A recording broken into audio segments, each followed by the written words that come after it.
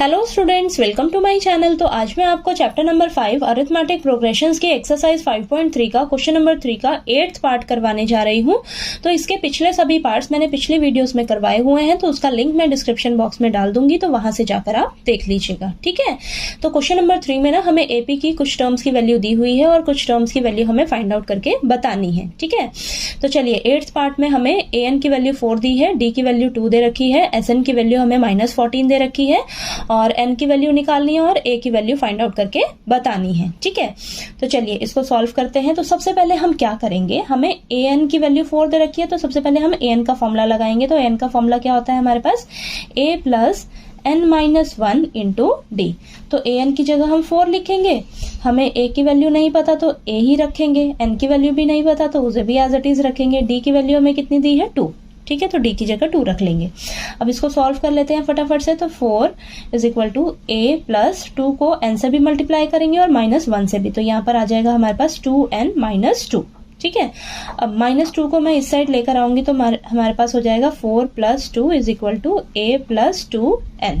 ठीक है, तो यहाँ पर हमारे पास क्या आ जाएगा, a + 2n is equal to 6। ठीक, अब देखिए हमारे पास ये इक्वेशन बन गई। ठीक है, इस इक्वेशन को हम आगे यूज करेंगे। ठीक है, तो चलिए अब हमारे पास देखिए एस एन की वैल्यू दे रखी है, क्या दे रखी है, -14। तो अब हम एस एन का फॉर्मूला लगाएंगे। तो एस एन का फॉर्मूला हम लगाएंगे n/2 a + an। ठीक है, ये वाला फॉर्मूला यूज करेंगे। क्यों, क्योंकि हमें ए एन की वैल्यू दे रखी है। ठीक, तो एस एन का वैल्यू हमें -14 दी है तो -14 रखेंगे और ये n/2 a + ए एन का वैल्यू 4 दे रखा है। ठीक है, और एन और ए को एज इट इज रखेंगे क्योंकि इनका वैल्यू हमें नहीं दिया हुआ। ठीक है, अब ये 2 जो है डिवाइड में इस साइड आएगा तो मल्टीप्लाई में हो जाएगा, तो -28 is equal to n bracket a + 4।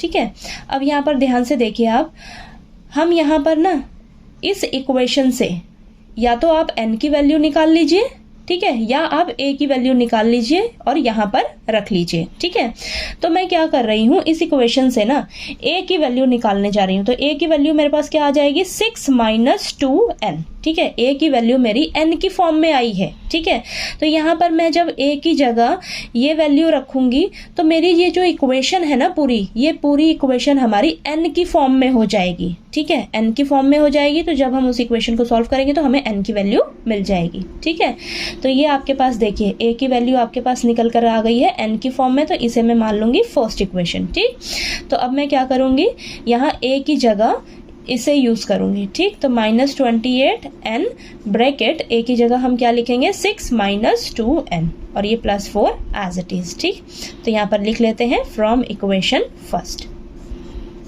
ठीक है, फर्स्ट इक्वेशन से मैंने a की वैल्यू रख ली है 6 - 2n। ठीक है, ये चीज क्लियर हुई। तो अब इस इक्वेशन को हम सॉल्व करेंगे ना, तो ये मेरी पूरी इक्वेशन जो है n की फॉर्म में निकल कर आएगी। ठीक है, तो चलिए करते हैं इसे, -28 और ये n -2n, 6 + 4 क्या हो जाएगा हमारे पास, प्लस का 10। ठीक है, n जो है वो दोनों से मल्टीप्लाई होगा तो यहाँ पर आएगा -28 और -2n² + 10n।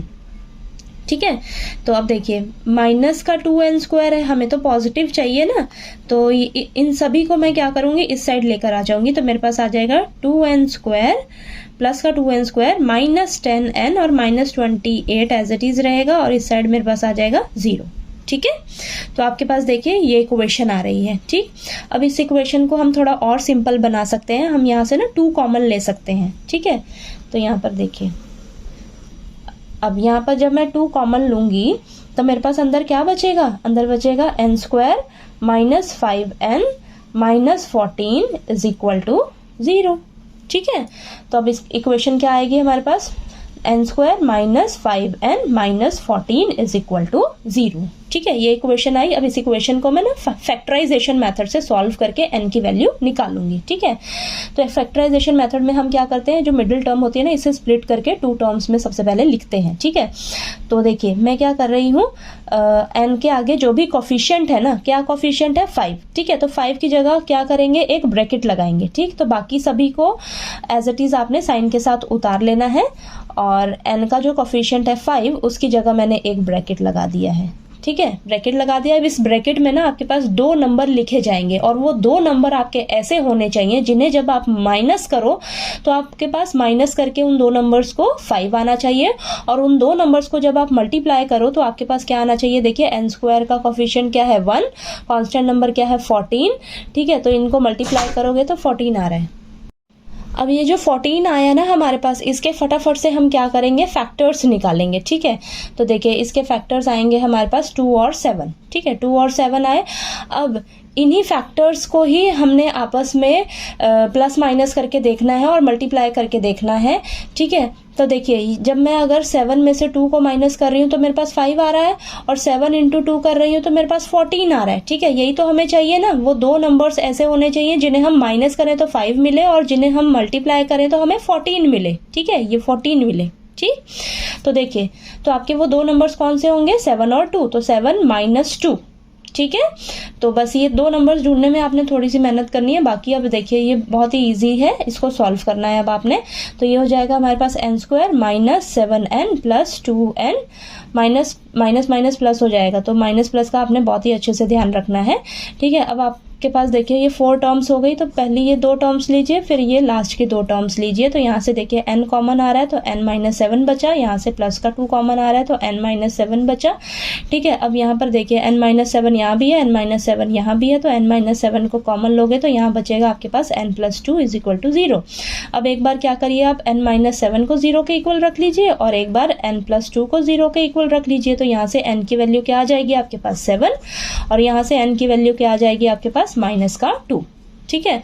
तो आपकी जो n की वैल्यू होनी चाहिए वो ना ही आपकी नेगेटिव होनी चाहिए ना ही फ्रैक्शन में होनी चाहिए, ठीक है।